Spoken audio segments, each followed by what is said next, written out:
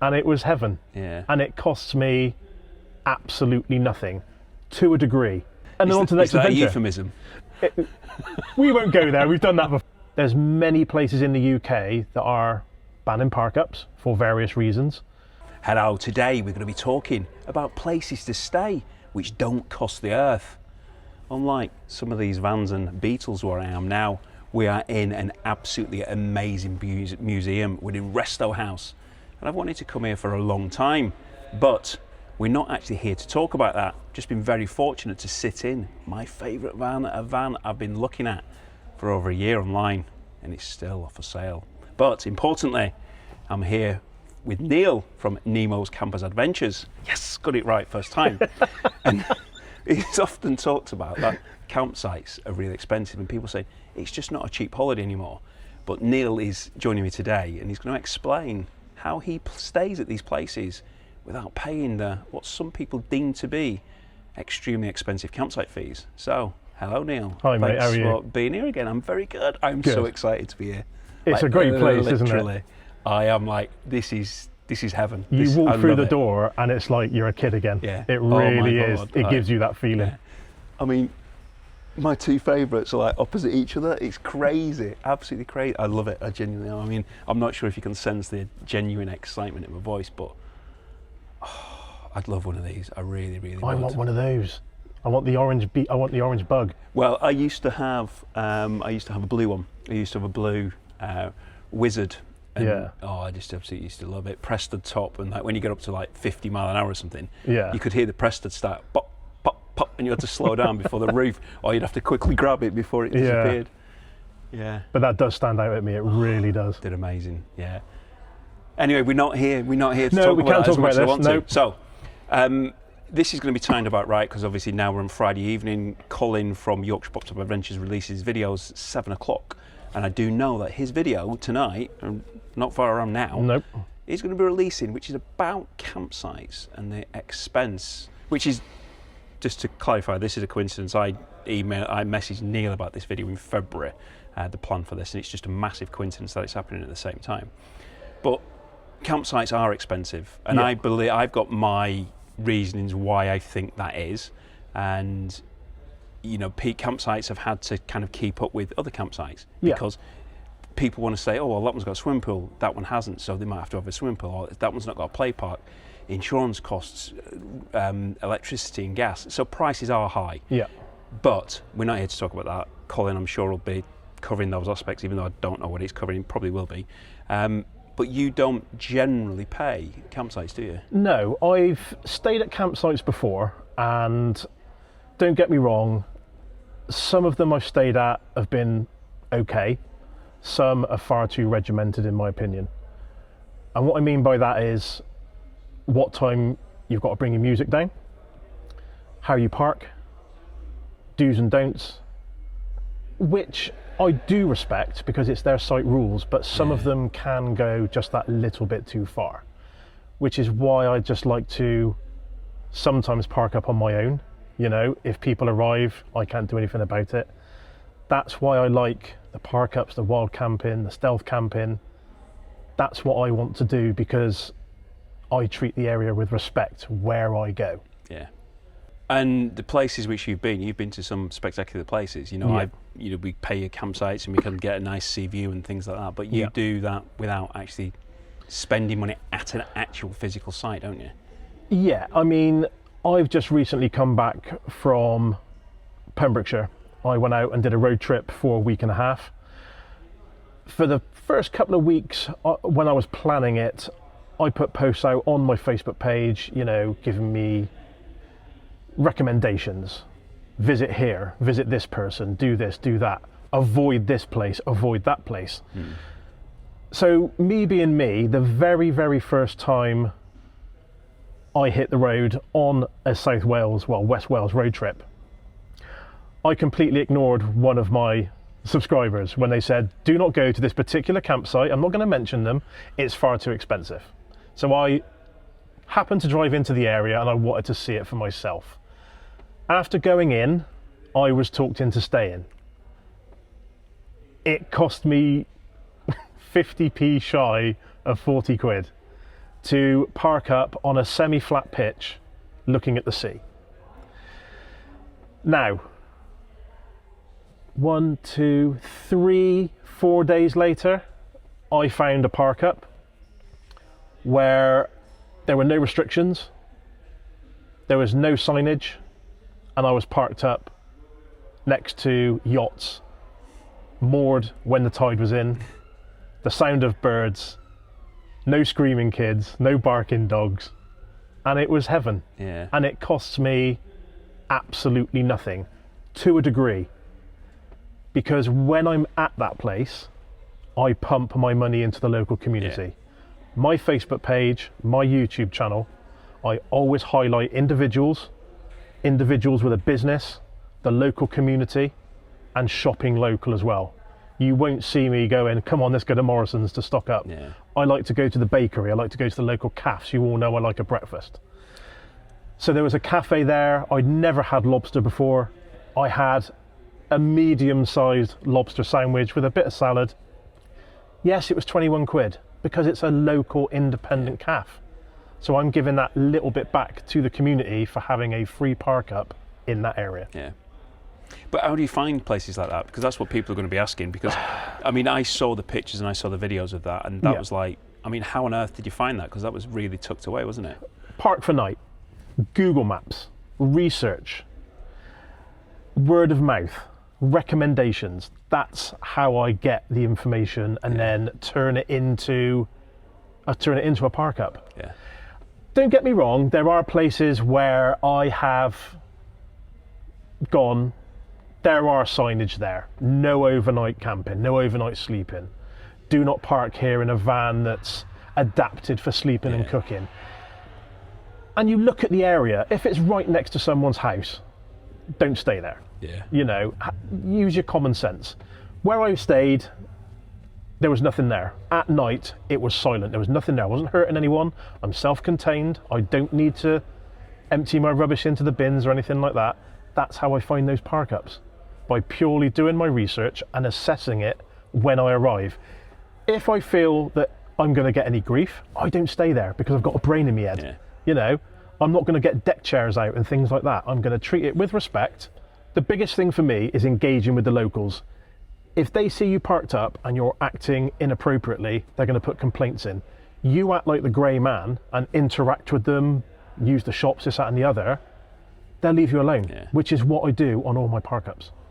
So when you're at these places, you're interacting with the locals. Yeah. You've got, I mean, you've just been away for week and a half. Week and a half. Yeah. Okay, so whilst you're away, you obviously need toilet, you need to be washing yourself, you need to be cooking, you need to be maybe washing clothes. Like, how do you go about kind of all those kind of things? So to give you a rough idea, the very first night, the van was pristine anyway. Everything was ready to go. So the first night I stayed at a campsite. So I had toilet facilities, I had shower facilities. I didn't need to charge anything up because I was on 100%. The second night I drove further into West Wales and I stayed at a local rugby club. Now, this has appeared on Pitch Up, it's also appeared on Park4Night, and it's also on Facebook as well. So this park up was £15, only 5 pitches, and you have access to a toilet and a shower 24 hours a day. You're given a code to the door, which is given to you on arrival. The only sad thing about it is you don't have chemical waste. Not that I have that anyway. I got rid of my porta potty years ago because I never used it. So I was in a privileged position at this rugby club that I had access to a toilet.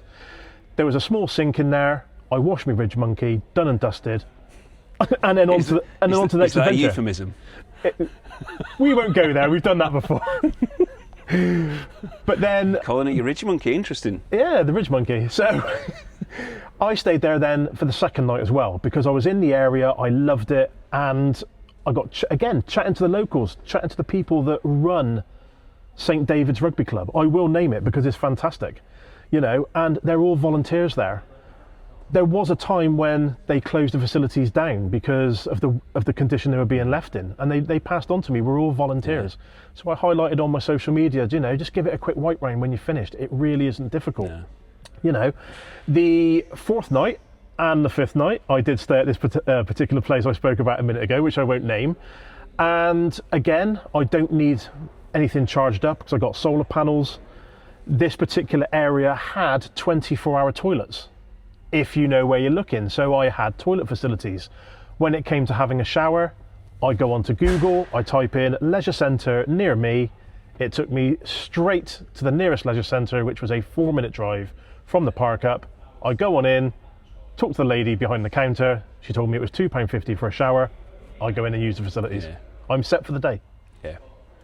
So it's just being for people just to be aware of where these places are, finding them. Obviously, your channel obviously does help with that, doesn't it? Because a lot of the places you've stayed at, you're now telling people, look, this is where I've stayed, this is what I've done. Yeah. This is where I've used the shower facilities. So obviously, that certainly does help. Yeah. As well as Park4Night as well, so people can see it. Yeah. So I also saw washing clothes as well on your channel, because it's the first time I have ever done that. Because I've never gone out for more than a week. Yeah. But this is it for the longer period. That's things like that you need to think about, isn't it? Oh, ideal. I mean, the place where I stayed with the yachts, I did look online and it told me there was a laundrette in the local area. I went up there, it was closed on that particular day. So I was going further around the coast and I found another laundrette in Milford Haven. I went up there, spoke to the ladies in there, really accommodating. They said, right, just leave us it for an hour and a half. We'll wash it, dry it, put it in a bag for 12 quid. A whole load of washing for 12 quid. So I highlighted that on my social media as well, whether it be you're a van lifer, you're just out in your camper van, you're out on a small holiday or a mini road trip. Drop it off. You're using the local facility, so you're pushing back into their economy. You're not going out and doing everything for free and giving nothing back when you're staying in free places. So when you're going out then, so say you're talking about a week's holiday, so say a week's holiday, if you're going on campsites, you're going to be paying whatever that going rate is. Yeah. You're going to be paying for your food on top. But the way you do it, you're not paying for that initial part, you're just paying for the food on top. Is that right? Well, I don't. When I do my free park ups, I pump back into the community because I feel that if you go to a place, park up, use it to your advantage, and then just drive off, what are you doing? You're not giving back to the people that have allowed you to stay there or turned a blind eye. Yeah. When I stay at a campsite, yes, you're paying for that particular campsite, you're paying for a view, you're paying for facilities. If you're staying at the smaller places like the rugby clubs, the car parks that allow overnight parking, then I think £10, which is what they have now done in Pembrokeshire. They've opened up a fair few car parks now that they've closed 11 in North Wales. Yeah. I think it's fantastic. They're using it as a trial. There are rules there which we have to follow. Take your rubbish home. They're not providing bins because we all know it's going to overflow. Treat it with respect. If you ruin it, it'll be taken off of you. Yeah. But when I do find the free park ups that I don't normally name, I do like to give in to the community. Go to their bakery, go to their cafe, buy from their local shops. That way, even though you're using a park up for free, you're still paying for using it by using their facilities in the town. Yeah. And there's also other ones, isn't there? Like you mentioned the £10 ones, like, thinking of Devon and Cornwall. Yeah. I mean, we are in obviously North Devon now. Yeah. You've got Tintagel, not far away, which has historically had King Arthur's. Yeah, which is where I'm going to go tonight, I think. Okay. Is it £8 now? I believe they've put it up by a couple of pound. But for where it is, the facilities that they have, and you get money off of that £8 or £9, whatever it is, if you eat in the local pub, that's a bargain. Yeah. It really is. Yeah. Yes, there's more people there than most people would like.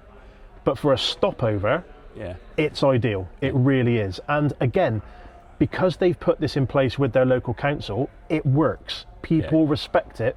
Otherwise, we'll lose it. Yeah. And did you know Strawberry Fields? Have you heard of Strawberry Fields? I've heard of it and not sure where it is. That's free. Oh, right, okay. So straight down the A38. Yeah. When you see the coming home trees. Yeah. Not the nearly there trees. The coming the home coming trees. home trees, which I flew my drone over. Turn left, and then it's just around there, and you can stay for free. You don't even have to go into the place. Oh, right, but it's a farm shop. Yeah. They've got a cafe in there. They've got Tulip Festival on at the moment. They do strawberry picking when it's strawberry season.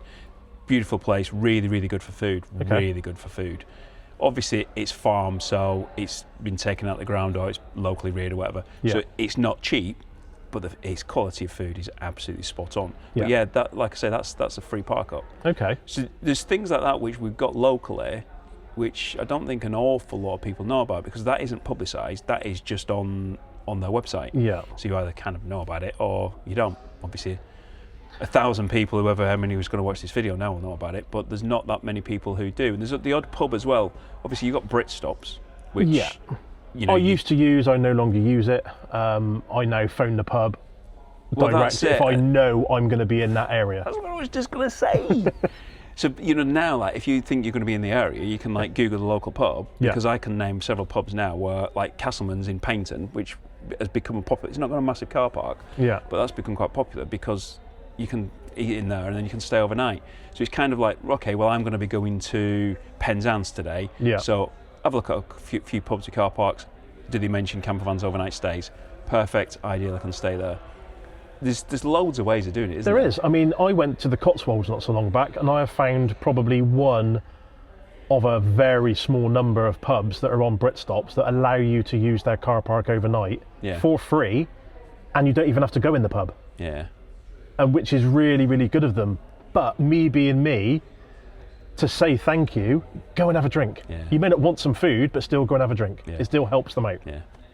So there's lots and lots of places around. You don't have to be staying in campsites, but the beauty of the campsites is they've got swimming pools and they've got other bits and pieces like that, and you can expand from it, because obviously when you are going to these overnight stays, you've just got your small transporter van, because it is a small van. Not as small as obviously these are. Not as these, no.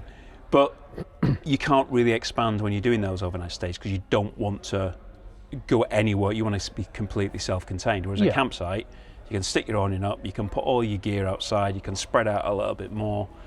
So it's kind of an option, isn't it? People have these different options. You don't have to stay at a campsite if you don't want, but if you've got a small van and you've got maybe a family, then probably these free park ups probably aren't right for you. But I mean, if I brought the other half with me, I'd probably be 50-50 on it. We'd probably do a couple of wild camps. We'd probably do some campsites just to, so she's got facilities, this, that and the other. If I'm out by myself and I know that I'm out making videos or I'm doing photography, I don't want to be on a campsite where there's people there shouting, sports, that sort of thing. And don't get me wrong, I'm not being grumpy when I say stuff like that. I've been there and done that myself, but now that I've got the van the way I want it and I'm out by myself, I feel that if you go to an area, you're self-contained, you treat it with respect, there should be no issues with parking up. There's many places in the UK that are banning park-ups for various reasons, and there's some councils that are now opening them up because they realise they're missing a trick. I've driven past possibly over 20 car parks on my on my road trip last week that were empty at night, when they could be earning an income from either van lifers, camper van owners, just people out on a road trip or an overnight stay in a camp. And don't get me wrong, I get why they won't, because there's a small minority that will empty their cassettes in the bushes and fill the bins up and treat it like a campsite when it's not. The whole point of a park up is it's a park up. It's not a campsite.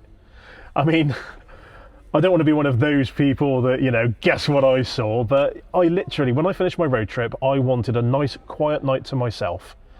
So I drove off the M4, I went through the mountains up to Brecon, and when I went down the mountain road, I saw in the distance a motorhome. And I know not all motorhome owners are like this, but there's a motorhome there with two people of a certain age, sat on their chairs with their awning out, with a table and a barbecue on the side of the road. I should have stopped to get a photo just to say it's not just camper van owners, but it did look completely wrong. Because that was on Park4Night, because I know where it is, and it's a park up. It's not described as a campsite. You see, and it's difficult, isn't it? Because that couple, did you say a couple? There was a couple, of a certain age. It could have been absolutely fine. They could have disposed of that barbecue immediately, straight away. It could have been safe. It could have been all self-contained. They could have slept in it. and then they could have gone without leaving a trace. Yeah. But it doesn't look good, and you can No, see it doesn't. how And that was what I was going to locals- say. yeah.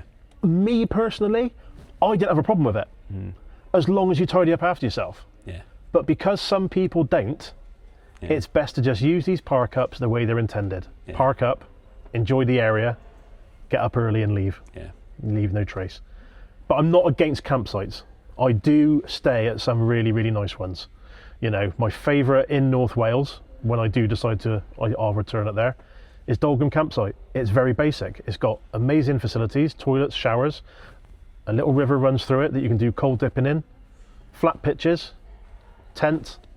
It's a short 5-minute walk to the local pub, which is a pub stop as well. It's a nice area. Yeah. But like I said a minute ago, the car parks are now closing in 11 locations in North Wales. Not just to campervans and motorhomes, it's to vehicles as well. There is no overnight parking up there at the moment in those places, and I hope it does get reversed. I really do. Hopefully so, but it's always the minority that spoil it for everybody else, isn't it? But there you go. So that's how Neil does it. Neil does it. He does it all the time. He very rarely stays at campsites, but there is a place for everybody. You know, some people will prefer the campsites because they want those facilities. They want the play parks. They want the restaurants and bars which are on there. You know, there are completely different types of campsites. You have got the ones which you've got the entertainment, the swimming pools, or you've just got a campsite which just might be a field. I mean, I stayed at Land's End Camping and Glamping last week. Absolutely fantastic. Beautiful showers, shower blocks, all that. Absolutely spot on. I think it was like 15 quid without electric, 21 quid with electric. Obviously it's going to be more in the peak season, but that was everything which you needed, and then you've just got the location behind. But that gives that ability to be able to spread out your table, your chairs, your awning, and, you know, get completely set up. Whereas a place where Neil will often stay doesn't. But we've got choices, but it doesn't have to be massively expensive. It doesn't have to be that 35, 40 quid a night, which Neil mentioned at the start. It doesn't have to be that. There's lots of options. You just need to look carefully, like it is when you're looking at vans. So if you haven't seen any of my other videos talking about camper vans, then you can have a look at those here. Thanks for watching, take care, and I hope to see you soon.